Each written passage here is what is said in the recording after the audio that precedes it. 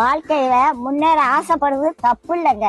எதையாவது பண்ணி எப்படியாவது முன்னேறிடணும் அப்படிங்க நினைக்க கூடாது. அப்படி நினைச்சா ஏதாவது சிக்கல்ல மாட்டிக்கிடுவோம். கடவுள் உங்களை ஏற்ற வேலையில உயர்த்த வருங்க. சில பேரு எப்படியாவது காசு பணத்தை சம்பாதிச்சிடணும், அப்பதான் வயசான காலத்துல நிம்மதியா உட்கார்ந்து சாப்பிடலாம்னு நினைப்பாங்க.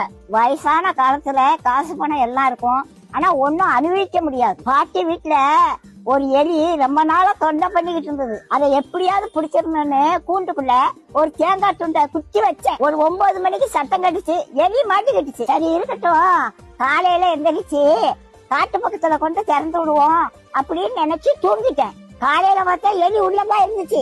ஆனா அந்த தேங்காய் துண்டை அதை நக்கி கூட பாக்கலங்க. எப்படி வச்சானோ அது அப்படியே இருந்துச்சு. ராத்திரி முழுவதும் உள்ளதான் இருந்துச்சு. அந்த தேங்காய் துண்டை திங்கலாம்ல, அதுக்கு மரண பயம் வந்துட்டு அதனால தேங்காய் துண்டை திங்கிறதுக்கு மனசு வரல. அதுக்கு தேங்காய் துண்டை விட நம்ம உயிர் பிழைச்சா போதும்னு அது இருந்துச்சு. அதே மாதிரிதாங்க காசு பணத்தை சேர்த்து வச்சாங்க. கடைசி காலத்துல ஒன்னையும் அனுபவிக்க மாட்டாங்க. லட்ட பார்த்த உடனே வாயில எச்சி வரும், ஆனா டாக்டர் சொன்னது ஞாபகத்துக்கு வரும், லட்டை தின்றாத சுகர் ஏறி போயிரும் அப்படின்னு சொல்லியிருக்காங்க. ஆசைப்பட்ட ஒரு லட்டை திங்க முடியல, காசு பணம் இருந்து என்ன செய்ய? கடவுளோட ஆசீர்வாதம் இருந்துச்சுன்னா கடைசி வரைக்கும் நல்லா சாப்பிடலாங்க.